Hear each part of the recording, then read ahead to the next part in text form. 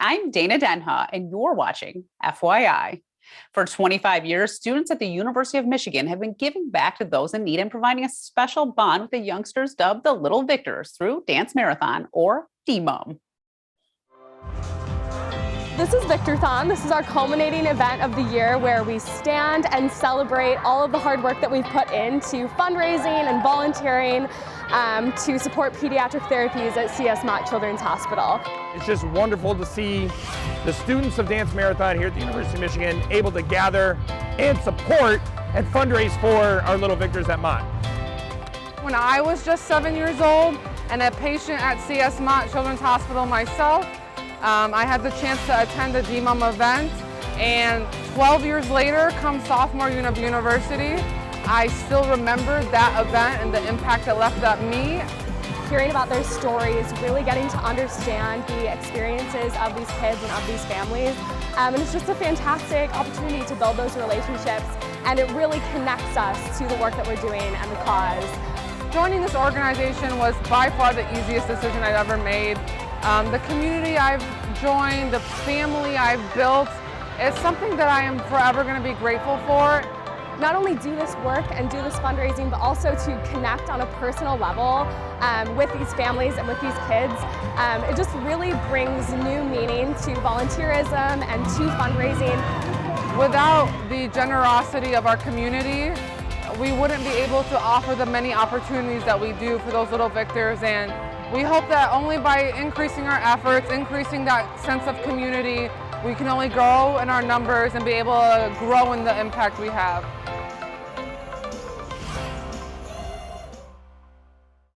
For over 4 decades, people of all races and genders gather on the campus of the University of Michigan to fight back against sexual violence. Take Back the Night sheds a well-deserved spotlight on an issue that was in the shadows for far too long. We're the University Students Against Rape, and we put on the annual Take Back the Night March and Rally. And we're here in the Michigan League tonight, and we're ready to take a stand against sexual violence. It's still a problem, and it's still an issue that we're all facing, and it's something that even as we recognize it more and more, there's still so much work to be done. Organizations from all over the area took a stand against sexual violence. Planned Parenthood is here. You Good Fam is a mental health organization. And then there's SAPAC, which is it's a sexual assault prevention awareness center that's on campus. And we also have Safe House, which is a domestic violence shelter in Washtenaw County. And it's just amazing to have all of these different organizations here to work with us and just understand that this is an issue that we're all fighting, and we're all fighting on it together. Connecting, learning, educating, taking something I feel like the political climate nowadays is something that's obviously very charged, and the Me Too movement especially has sort of brought a new lens, a new light to this sort of topic. When my rapist showed up under the People You May Know tab. Our main speaker is Kevin Cantor. They are they're a poet, and they wrote the poem called People You May Know, and it was about their assailant who came up on their friends list on Facebook. We also have Gina Asciuto. She's our singer for the evening. She's from Detroit, and she was on American Idol. It's obviously still a very prevalent problem today, and so we just like to bring hope, embrace survivors, celebrate their stories wherever they are and in their journey, and just show them that people do care about this, that they are believed, that they are heard. We have the right. The streets are ours. Take back the night. We have the power. We have the right. The city's Natural Area Preservation, or NAP, thrives when they have a dedicated set of volunteers that are ready and willing to get their hands dirty for Mother Earth. This month's work days are in honor of Earth Day, and NAP is searching for those helping hands to keep local nature areas blooming. Joining me is Matthew Spoor, Outreach Assistant for NAP. Welcome to the show, Matthew. Thank you, Dana. I'd like you to talk about, I've never had a chance to speak with you before, but your thoughts on why NAP is such an important entity to the city of Ann Arbor and why we need NAP around. Well, I'm a little biased. I moved to Ann Arbor about 3 years ago and was so happy to discover all of these wonderful nature areas in the city, which, I've been around the country and around the world, and it's just not something you see. It's really unique. And I fell in love with it pretty quickly. So I always tell folks that maybe are from Ann Arbor and maybe haven't been around that how special they have it here. And of course, once I got here and quickly got involved in some of the things that NAP does to maintain these nature areas, I fell even more deeply in love with them. So natural area preservation, our mission is to protect and restore our nature areas and to engender an environmental ethic amongst the community. And so really there's two main roles that we play when it comes to our natural areas. One is that we restore them ecologically and spend a good bit of our time doing that, but also engage the community in understanding why that's important. And lucky for us, we get to kind of do kill two birds with one stone, in that we have the community come out and do a large amount of volunteer work with us in our nature areas, ecological restoration work. And in that process, they get to learn about what we're doing and why we're doing it. So it's just really a wonderful thing to be able to do with folks every weekend. Tell me about how important it is to have these volunteers, because obviously NAP needs the volunteers. You guys don't have enough hands in the organization to do it alone. Yeah, and that's always a tricky question. There's always more work to do, right? And we have a dedicated crew that gets a lot accomplished. Our restoration conservation crew gets a lot accomplished in our nature areas each year. What the volunteers allow us to do is they do a pretty sizable chunk of the restoration work that we do in our nature areas. And what that does for us is it adds a little bit to what we're trying to do and frees our conservation crew up to do other things, because we have to prioritize our work. Resources are not unlimited. I wish they were, and we could get to everything that we wanted to, but we just can't. So having volunteers out every weekend, and I'm constantly surprised at the number of volunteers that we get as well. It's just amazing. This community is really supportive of doing restoration in our nature areas. And the work they do is really important and makes a significant contribution to the overall restoration efforts that we hope for here at NAP. So when you do want to volunteer, take time out of your busy schedule and be a volunteer, do you have to register in advance with NAP, or, just watch the calendar? How does it work? It's a great question. Yes, the place to start is our volunteer calendar. So if you just go on Google and type Natural Area Preservation Volunteer Calendar, it should be right up top there. And we keep that updated with all of our volunteer opportunities, not just work days. There are other things that we have that how folks can contribute. And there's a description for each of the work days. We usually have, anywhere from 1 to 4 work days a weekend, depending on the season. And there's a description there of what we're doing, and each one has a link where you can go and register. Registration is not required. We all got kind of used to it during COVID times, and we've since eased that up where we don't require folks to register, but it certainly makes things a lot easier for us if they do. So we know kind of the number of folks to expect, and they can sign a waiver before they get there if they haven't volunteered with us before. So it's nice for everyone. And if you can't show up and don't make it, that's okay too. But yeah. Is there an age range? Like, could you bring your kids with you to help? It's a great question. We get a lot of minors that come and volunteer. Boy, I've seen kids just this last weekend that we were working at Hannah Nature Area, a nice little over acre area near West Park, pulling spring invasives, and we had a family and their Hazel, they're gosh, I think she was under 2, and she was in there pulling spring invasives with everybody else.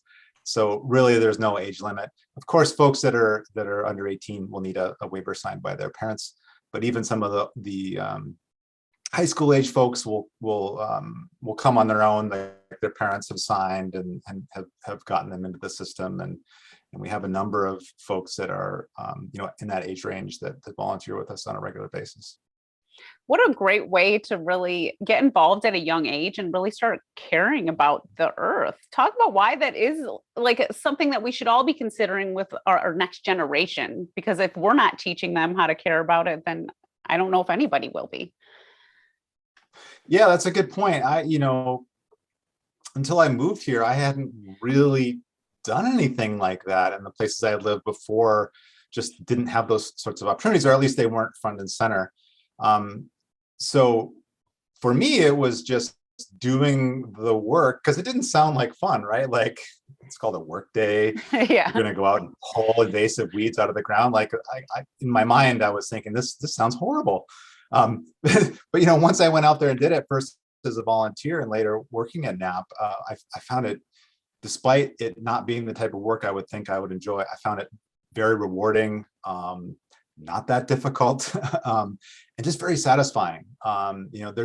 There's something to going out there and being with others and doing something that is making a difference, especially when everybody that comes to a work day, at the end of the workday, we always do a little nature walk at the end to sort of wrap things up, point out some interesting things. And I always like to talk about, during my nature walks, sort of the history of how we got here with these invasives and how what we're doing is making a difference. And I want to leave folks leaving with a realistic picture of their impact, which I think would make most people feel good, because it really, really does make a difference. Now, if we can start that process with someone who's not 45 like I was, and start it when they're 2, boy, imagine, right? That would just be wonderful. So I think it's really important. You mentioned this on the job training. Talk about the training aspect a little bit, which makes it, I think, like, sometimes, like you said, it can sound like a daunting task. It's a work day. It might be overwhelming, but I think maybe some concerns people could have is like, I don't really know how to do this. And talk about that training aspect and how it sort of gives you that comfort level when you're there. Yeah, and it's funny you say that, because another thing I often say, because I always think back when I'm starting these work days and leading these work days, and I think back to when I first did it, and just they go over like, for example, one of the activities we do in the autumn and the winter is we will cut woody invasives, and so we're out there with pole saws and loppers and cutting shrubs and breaking them up, etc. And you need to know what you're cutting, right? And so, we go over the identification, and we do a very good job of doing that. But then, then you're out there doing it, and you're like, oh boy, I don't know, I'm really unsure. But what I always tell people is, the good thing is you're going to feel that way, probably like I did. Like, I'm going to explain this to you, and you're going to be, I'm not sure. But once you get out there and start doing it very quickly, and you can raise your hand and ask for help, very quickly you sort of pick up on the few different things that we're looking for. So I always like to relate to folks my experience, especially at the beginning of a work day. Like, if you're feeling nervous about this, like, you're not going to be able to ID things. I totally understand. I felt the same way, and it's totally okay. Once you get out there, we'll just raise your hand, grab me, and we'll look at a few things. And then once you start cutting, it gets to become second nature pretty quick. So I understand that hesitation, and I've been there, but I just want to reassure everybody that you very quickly get over that and become good at it pretty fast. It's interesting too, when you talk about, I always feel like I question my ability to identify things in nature. Like, that's like you always question it. But I think, like, doing these work days is also beneficial to you. Like, even if you're not at a work day, like if you're at a park or something, you're like, hey, this isn't supposed to be here. You can like take care of it real quick. Or even in your backyard, you can like then identify stuff and take care of it, and not let these invasives sort of overgrow and like ruin your flower beds or whatever it might be, your yard. Yeah. It's, it's funny. Some of the longtime folks that do this, well, in fact, we were just talking about this last week or the week before. It's a blessing and a curse, right? Like, oh, because then you're always looking. Well, then right? Like, before I started doing this, I used to like to do a lot of hiking and backpacking, and I would go out into the woods. Oh, look at these beautiful green leaves, and it looks woodsy. It's beautiful. Now, if I go to a place, I have a little keener eye, and I'm like, ooh, this place is really invaded. Nobody's really taking care of this landscape. Or the opposite. Wow, who's taking care of this? They're really doing a great job. You notice those sorts of things. So, we kind of joke, like, it can kind of ruin things on the one hand, because you start seeing, those habitats and landscapes that are maybe degraded by invasives and haven't been managed. But then the nice thing is you recognize it and then, like you said, for your own yard or wherever you reside, you can start recognizing at least these things that are showing up in our parks which is the majority of the invasives that we deal with. I think it's also cool when you see these work days, like there's definitely, you talk about this sense of accomplishment, but it's so true because you can see what was done. It's very obvious that someone was working and working hard there and to get the job done that day. So I think that's also pretty amazing that you have something to show for it as well. Yeah, it's very rewarding. And that term, I hear that term a lot, rewarding and satisfying. These two words that I hear from folks that kind of just started getting into it. Specifically with cutting invasive shrubs, when we're pulling, so right now we've just switched, the seasons change from a period that is appropriate for us cutting invasive shrubs to a period where it's appropriate for us to be pulling these spring herbaceous invasives like garlic mustard and Dame's rocket out of the ground. They're starting to come up. Of course, they come up first. They're very green. Nothing's eating them. But there's something about cutting specifically when all of a sudden you look up and this wall of honeysuckle, for example, that was there is now gone, and like you took care of it. It feels really good. Yeah. So it's a nice feeling. How important is it to get out in the spring? Like you said, when things first start coming up, I assume it's easier to pull things when it's like the ground's sort of wet still and stuff's not that big yet. Yeah. And again, like everything else, there's good and bad about it. Like we just had our first work day at Hannah, like I mentioned earlier, at Hannah Nature Area, and things are just starting to come up. So sometimes they're a little smaller, maybe not as easy to identify for some folks, although it's still pretty easy to identify. So there's that aspect to it. And as far as getting it out of the ground, when the soil is a little bit damp, it's easier when we're pulling those invasives, and certainly spring is a time where that soil is a little bit damp, and just to stay ahead of it too. We want to stay ahead of these things, and the quicker we can get to it, the more we can accomplish in a season. Do you have like certain ways that you have to dispose of invasives when you deal with them? Because, maybe you don't want to put them right back into the composting, or I don't know exactly. That's a great question. And that's a question that I deal with a lot, actually. And there's kind of two angles to that question. There's, sort of the city of Ann Arbor and landfill and rules around that. And then just the biology of things. Like you don't want to go throw it in your mulch pile and then have that be more invasive. So what we tell folks is, one, in the city of Ann Arbor, if you're going to throw invasive species like these into the trash that'll end up for the landfill, the city requires that they go into a bag and that bag be labeled noxious weeds. If you can get it into the city compost, I think most people have a city compost bin. If you get those things directly into the city compost and it goes to that composting facility, that's a good method because it gets nice and hot and we're certain that those seeds will be killed. What we caution against is folks that want to compost it in their backyard compost pile. It just may not get hot enough to take care of some of those seeds. And so that at that point, you'll have nice compost that may have some live invasive seeds in it, which, I don't think anybody wants that. So really, those are the two options. You can landfill it with that one method, or you can city compost it, would be the best method. But don't throw it in your home compost. Stay away from your home compost with the invasives. Yeah. Well, specifically like your backyard pile. If it's in the bin that's going to the city composting facility, you're good. Yeah, that's totally different. You're not creating your own compost. You're basically giving it to the city to create it when you're putting in that bin. Let them take care of it and you go pick up. Well, I just know because last year I did something that was like awful, and I had like these vines, and I don't even know what they were. They had like little white flowers on them, and they were like taking over my flower beds, and I pulled them out, and I didn't clean them up well enough, and then I mowed over them, and then they were like all over the grass on that side of the house, and I just can't get rid of it. And I have a company that comes and they couldn't get rid of it either. So I'm hoping this year it'll be better. I'll never do that again. But I know like you can make mistakes. It happens.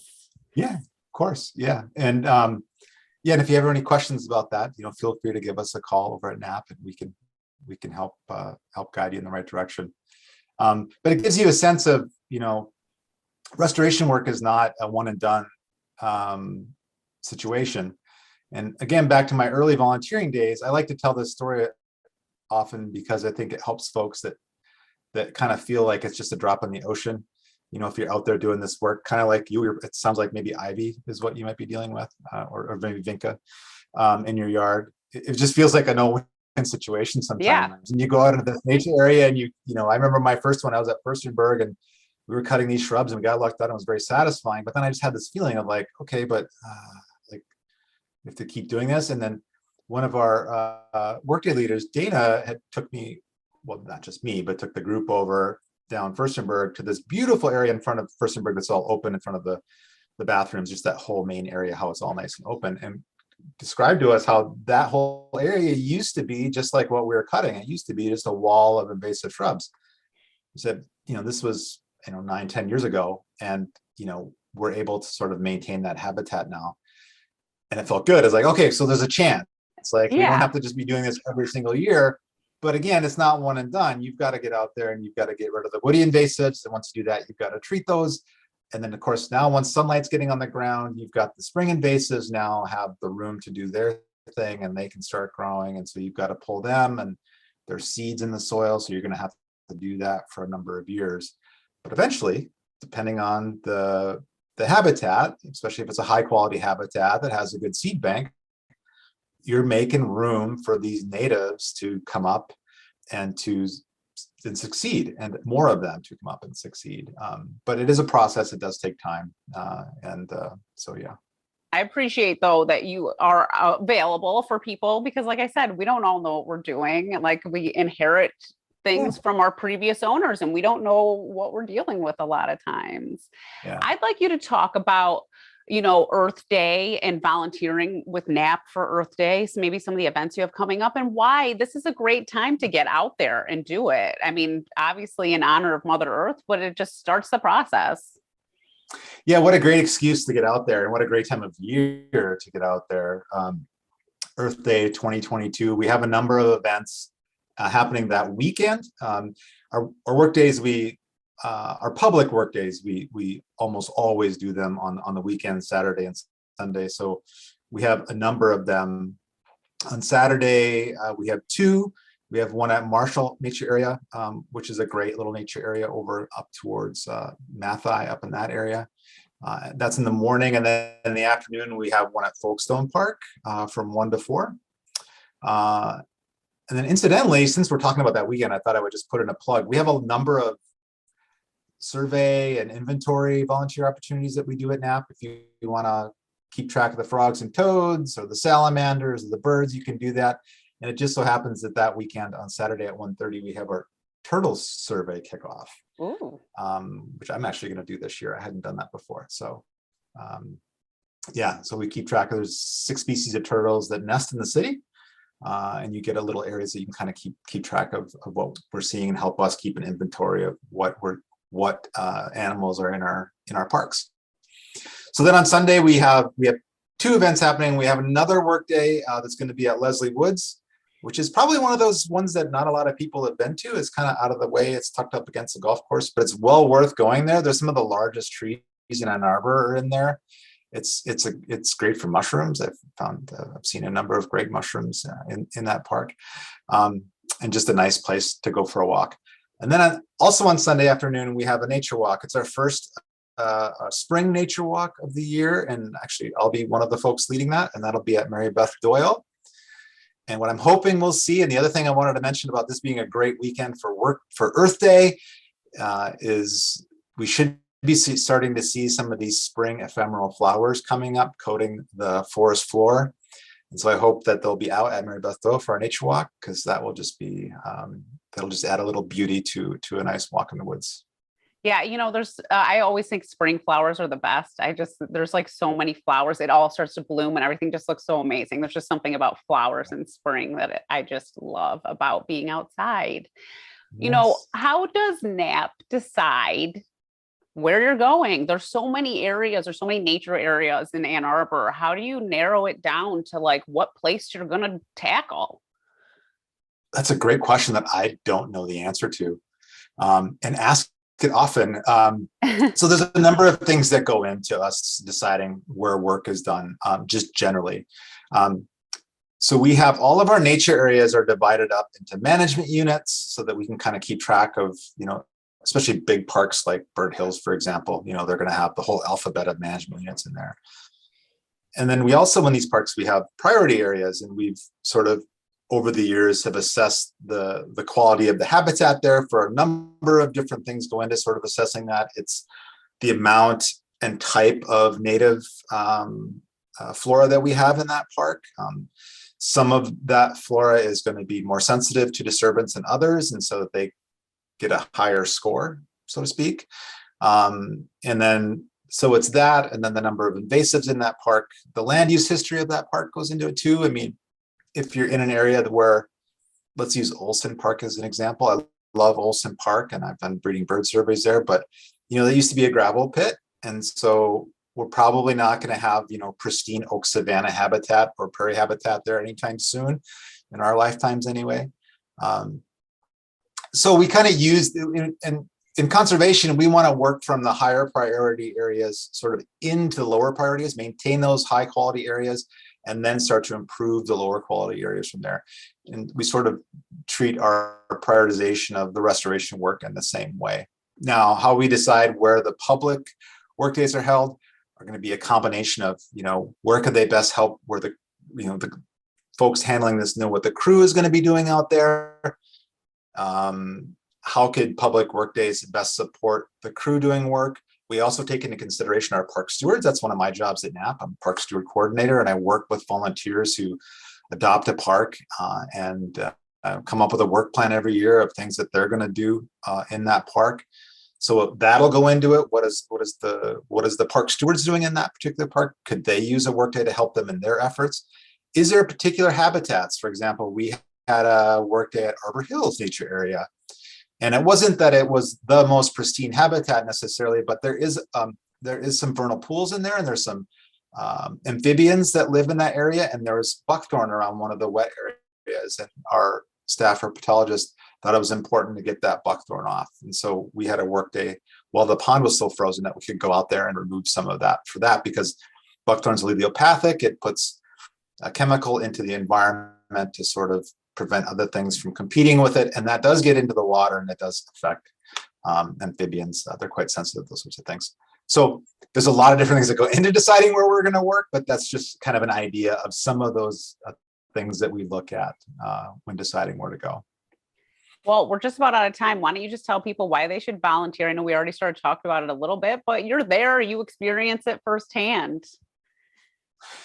Yeah, for me, it's a number of things. Just being outside, for one, is good for your mental health, good for the soul, however you want to put it. It's just, I always feel better being outside. And I always feel better when I've been outside around other people. You're talking with people, you're meeting new people oftentimes, which is nice. I'm learning, I'm always learning. People ask great questions. There's the nature walks at the end where you can learn some things and ask some questions. And then you're doing good. You're doing actual good that's making a real tangible difference on the environment. When you go out there for an afternoon or for a morning, you're leaving behind an opportunity for a bunch of plants and insects and animals to take advantage of that little window you created for them to make it in that habitat. And we need more biodiversity than ever, as I'm sure many of your viewers know. And so you can help do that in a real way. And for all those reasons, it's worth at least going out and giving it a shot, I think. Well, thank you so much for being on the show, Matthew. Thanks, Dana. For more on this and other programs, visit a2gov.org/CTN. Visit youtube.com/CTN Ann Arbor to see all that we have to offer. And remember to like, subscribe, and ring that notification. Thanks for watching, and tune in next time to FYI.